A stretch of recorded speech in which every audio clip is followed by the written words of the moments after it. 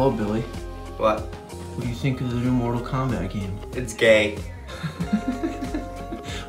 It's what? It's extra gay. How could my brother do this to me? I thought he loved me. I thought he cared about the videos I created. No, this isn't gonna do. He's gonna have to learn a lesson. And I think he's gonna have to learn one from the books of Mortal Kombat.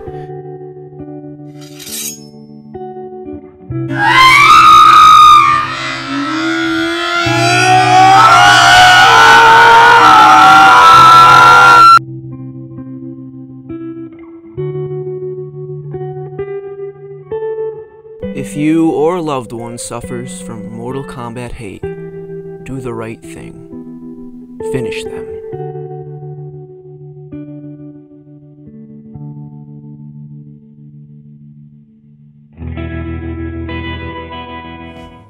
What's going on, you guys? Gnome Lord here. Hope you enjoyed the little skit at the beginning. It was just something to be fun, a little bit of hype for the new Mortal Kombat game coming up. Yes, obviously my brother is still alive. I just feel like I have to put that out there before the FBI comes knocking at my door. And no, if you're gonna finish someone in your family, make sure it's in the game and not in real life. With that out of the way, let's talk about some of the combat news we've had in the last couple weeks. So as most of you who actually follow the channel already know, we've been sharing a lot of the trailers and the Combat Cast stream bits that came out. And my original intention was to share my opinion a couple weeks ago, but I've just really been a mix of lazy and out of time with the things that have been going on in my life, if I'm being quite honest. But that said, here we are, sitting down, let's get it done. Now, I might not talk about every piece of news that has come out in the last couple weeks, but I'm going to talk about the most notable bits to me that were kind of important and things that I had an opinion on. As per usual, if any of you agree or disagree, feel free to let me know down below. I always love interacting with you guys in the comments, and I love seeing the mixed opinions everyone has about the new Mortal Kombat game. It's just nice to see where everyone stands and how you guys are feeling. So obviously, Cabal was confirmed, officially confirmed and announced, and personally, I'm very excited to see his new gameplay. He looks like he is going to be, obviously, the embodiment of speed with that Nomad dash, so it's going to be interesting to see what he can pull off. If any of you haven't seen his new fatality yet, it's really, really nice, and as I've said in the past, with really any of my brutality videos, or just talking about Mortal Kombat in general, I love when they go the extra mile to make those fatalities, brutalities, any finishers unique to the character that's pulling them off, because when you do that, it really does flesh them out more. It makes each character feel well worth playing, and when you finally do get that finishing victory, it just feels all the more successful and individual. So again, Cabal himself, he's going to have the Nomad Dash, as you'd expect. It's a beautiful feature, and he's going to be using buzzsaws again, which is nice, but from what I remember, he's actually going to be throwing them now, so they're going to work more like a projectile rather than a spinning force that you might see on the ground. So Geras got some new gameplay in the last couple of weeks, which is awesome. I really like seeing what he can do. I'm excited to play him personally. If I'm quite honest, he seems like a really awesome mix of Tremor and Jax. And, you know, what's not to like about that? And not to, you know, we can't also discredit the fact that he's got his own individual time manipulation abilities too, and that's unique to him, which I like. So he's got a nice little bit of old and new combined for his character. At least from my perspective, maybe we will still get Jax, or maybe we still will get Tremor, but if I had to guess personally, I'm saying that this Geras character is probably going to kind of fill in the moveset and gap style that those two characters might normally provide. Another nice little announcement they put out was that region lock is not going to be a thing. Therefore, people who buy Mortal Kombat can assumably play it in just about any region, which is great. It just means that the community is going to be more together and as a whole. Now, for you mobile players, they did say that the Mortal Kombat X mobile game is now going to be converted to simply Mortal Kombat Mobile. And by doing so, they're actually going to be incorporating some of the newer characters, or rather the newer generation characters, into the older generation of characters. And even though I don't personally play the mobile game, I actually think this is a really unique concept, because now you're going to be able to mix and match the characters you enjoy from particularly any generation. So if you prefer Mortal Kombat X Scorpion, you could use him, and if you prefer Mortal Kombat 11 Scorpion, you could use him. Now again, I don't really play the mobile game, so I don't know how big of an impact this is going to have on the community, but it does seem like they are trying to push that mobile app just a little bit more, as they really have with all of the games they've released in the past couple of years, including the Injustice series.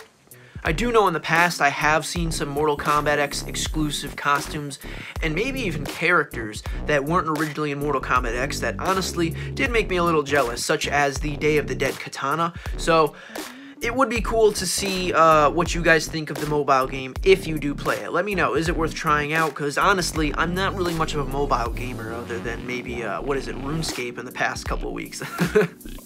Obviously, in the last couple weeks as well, they've been releasing a lot of just general gameplay of different characters. This has included Sonya versus Scarlet, Sonya versus Scorpion, and Baraka versus Sub-Zero. Stuff like this that we may have known about these characters before. However, these little bits of gameplay that they've shown off in the Kombat cast can particularly show us maybe some new moves or ways to play these characters, since generally the people showing off the gameplay do have a little bit of experience with these new characters and new styles. So some other character confirmations we had briefly at the Xbox Live event, which I did post a clip if you guys haven't already seen it, but I'll go ahead and show it here while I'm talking. D'Vorah is indeed confirmed for the new Mortal Kombat 11 game.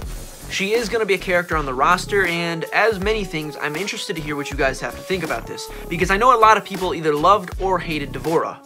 Even just checking out the comments of the D'Vorah video, I can see a lot of you guys have mixed opinions. Some of you, again, you're excited to see her because she's an interesting and unique character, and others are very, very distraught because you're not happy about what she did to our pink Tarkatan warrior. Besides D'Vorah, we also got a confirmation for Jade, which I know is going to excite a lot of people, including myself. She's been absent in the last game, and unfortunately, she suffered a pretty bad fate in Mortal Kombat 9, and a little bit of that is actually reflected in the new Mortal Kombat 11, because as most of you have already seen, her main source seems to be the Revenant skin. That said, despite being a Revenant, it does seem that she will have the ability to change between different costumes and whatnot that give her a more human and classic feel for those of you who might not like the more zombified look. If you ask me, I'm really excited to try Jade. She looks like she is very well fleshed out in this game, and the way she uses her pole, which is her classic weapon, her most notable little unique bit about her, the purple, I don't even know what to consider it, like a psychic pole ability. She can just summon it with a magic ability. It's really cool. Y'all know by now. You don't have to hear me talk your ear off. Besides gameplay, we also got to see the finishing move for Jade, and it looks really cool. It's unique, I think, but some people didn't really like it. They thought maybe it was a little too simplified. But again, as usual, let me know what you think. Personally, I enjoyed it. I thought it was nice, and it was quick. And again, it was unique to her ability because she used the pole within the animation. It looks like they've been releasing a Science of Mortal Kombat series lately as well. So, for those of you who have ever wondered, is it really possible to shatter your opponent's frozen skull? This show is actually going to be trying to figure that out. I did see some of the show, and I did enjoy the scientific parts of it, so if it does appeal to you in that respect, you may enjoy it. I know some folks weren't really a fan of the dialogue in between, and I do have to agree, it wasn't the worst in the world, not at all, but it wasn't necessarily the type of show that I would sit down and watch on my own. Baraka had some updated gameplay showed to us lately, and if you ask me, it looks really, really cool. I love the way that he's using this new war flag, and it kind of seems to be his secondary weapon almost, in a way that we're so used to seeing the blades that come out of his arm be his main weapon, and now it seems they're trying to focus on giving him something a little bit more unique. Again, just my thoughts, but I do like this new flag concept, and I'm excited to get my hands on him to give it a try, because much like Jade, he was absent in the last game. I should mention now that some of this news is going to be a little bit randomized. It's not all going to be coming in the order that was released, because I'm dumb and realized that, whoops, I forgot one page in my notes. That said, this is a good opportunity to address the Q&A they put out in one of the first Kombat casts. A lot of people have been asking for Shaggy to be in the game as of late, and it is officially deconfirmed as a launch character. So we may not be seeing Shaggy at the start of the game. For me, personally, I don't really care either way. I thought it would be funny to see him in there, but I'm not going to be losing any sleep over him not being present. That said, there have been some reactions that are a little bit disappointed that he will not be making the cut. Something to note, however, is that NetherRealm is owned by WB, as is Scooby-Doo if I do recall correctly, so if it's a licensing scenario, I don't think there'll be much to worry about in that sense. But if you ask me, the biggest reason that it probably won't happen anytime soon is simply because, as far as I understand, Scooby-Doo is still used in children's cartoons, and I can only imagine the hype, or rather, negative feedback that would come from the press if some little boy went to look up Scooby-Doo on YouTube and came across Shaggy's top 10 brutality tutorials or something like that. So, maybe in the future, but as of launch, we're not going to be seeing him. It has been confirmed that towers and their respective endings will be present in the future game. Personally, I'm very excited about this. It's always one of my favorite ways to try out different characters, just to pick a tower, pick a character, and then climb the ladder and do what I have to do, while also getting a nice theoretical ending at the end of the actual adventure. They did seem to suggest that some of the endings will be appropriately lore-based and others will just be theoretical. Much like Injustice, it sounds like gear is going to be a common thing in this game, and they did say, thankfully, it will be acquirable just by playing the game in modes they have mentioned and in some of the modes they have not.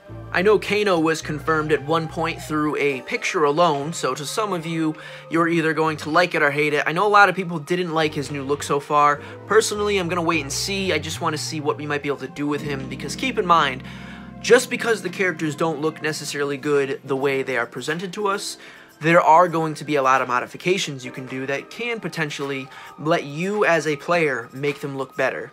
If you don't like, say, the Jade that comes at launch, you may be able to make her look better by giving her a more classic or older look. Rounding back to Kano though, both Kano and Scarlet are going to be getting exclusive costumes that are region-based. Now, Kano's costume is exclusive to Brazil, while Scarlet's costume is exclusive to Russia.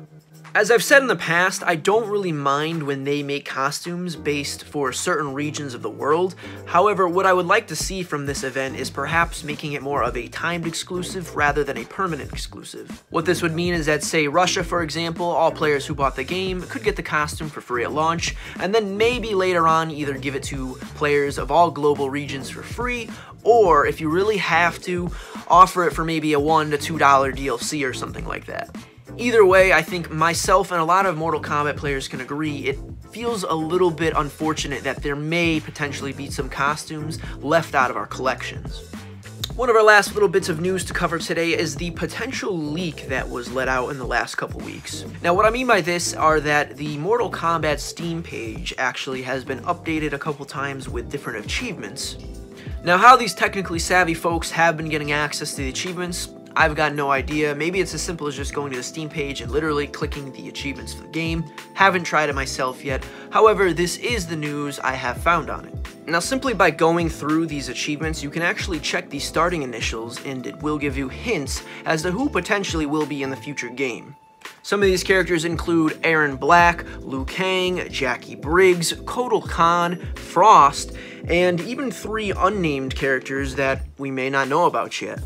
As to whether these leaks are official or not, I'm not really sure. If you guys haven't already noticed, I didn't want to make a whole video on it in case they aren't. However, I am led to believe that if this is truly pulled from the Steam achievements, then it is probably likely that these will be some of the characters we're bound to see. None of the names they mentioned seemed like they could be too far-fetched, and I really do think that seeing people like Frost could be really interesting. I know Aaron Black is a big fan favorite, and a lot of people are excited to hear that he could potentially be back, so hopefully in the next couple weeks we'll be getting even more news on these potential characters. So for our last little portion of today's video, I'm actually going to be doing a Q&A that I posed recently on the YouTube status updates. I figured this is a great opportunity for me to involve you guys as a community directly in the videos so you can all get a little bit of time in the spotlight. The first question I asked you guys was, who is your favorite Mortal Kombat character in the franchise and why? Let me grab the old specs and let's read some comments. Beauty Sun Dragon says, I personally think my favorite character of the Mortal Kombat franchise has to be Aaron Black. I think he's a really unique character in my eyes and features something new and fresh to the game. His Western style way of fighting is something special to me, especially his interactions with other characters and one-liners he makes during matches such as, a gun is the best defense, or too little, too late. Great choice, Beauty Sun. I do agree, Aaron Black is a very cool character, and his Western style is definitely unique. It's not really something I think I can see in any of the Mortal Kombat characters. If he does indeed make it to Mortal Kombat 11, I think we're in for a very fun time. Albert L. here, keeping it simple. He says, Smoke has been my favorite, even when he was an NPC in Mortal Kombat 2. Melina is a close second. Nice choices, Albert. I do like Smoke a lot, and of course, Melina is probably one of the coolest female fighters I've ever played with. I'm still waiting on that Smoke reveal, and as for Melina, whether or not she'll make it to the game, only time can tell, but I think she has a pretty good chance. Dead Trigger says, I gotta admit, I've been a fan of Ermac since Mortal Kombat Deception. His ability really caught my attention since his mind is controlled by so many souls. Another great choice, Dead Trigger. Personally, my love for Ermac probably started to develop around Mortal Kombat 9. That's when I really learned the origin of his character better through the retold story, the rebooted story, and like yourself, I do enjoy the fact that he speaks for multiple souls. You know, he's very intimidating in that sense, that you realize that his conscience is not created from just one. So who knows what type of intellect or what type of history could exist inside of him. Aston Gamer says, my favorites were Scorpion, Takeda, Kenshi, but then Liu Kang, Aaron Black, Tremor, Raiden, Kung Lao, Baraicho, Jason, Predator, Xenomorph, Cyber Sub-Zero, Triborg, Smoke, but now it's Sub-Zero, like it was back in frickin' MK8. Well, my friend, that is a lot of choices, and I agree with many. Personally, though, Baraicho is my favorite on that list, absolutely. Greg Quinnell says, my all-time mains are Sindel and Katana. More so, though, I love the Edenian lineage. Having what, for a lack of a better term, is the first family of Mortal Kombat truly adds to the mythos that is Mortal Kombat. It's only icing on the cake that they are royalty and serious ass-kickers. Great choices, Greg. I think Katana has a very solid chance of being back in Mortal Kombat 11, considering she was one of the Revenants ruling the Netherrealm at the end of Mortal Kombat X. As for Sindel, I have no idea if she'll make it back, but if she does, I very much will welcome both her hair and screaming abilities. They're wild, unique, and strangely fun. So that wraps up our Q&A for this week, you guys. If you'd like to see your own comment featured in a future, you can answer our question, and I'll do my best to pick the top comments that I like. Make sure to give detail if you can, because you definitely have a better chance when I can see that your answers are thought out. Our question for the next video is, what is your favorite Mortal Kombat game and why? If you got an answer to the question, or any feedback in general, feel free to leave it down below, as I very much appreciate the interaction. If you guys enjoyed the video, feel free to give it a thumbs up, and if you didn't, go ahead and give it a thumbs down. It's always good to know what people are thinking in the community. If you'd like to see more content like this in the future, feel free to subscribe and turn on notifications so you can find out exactly when we go live again.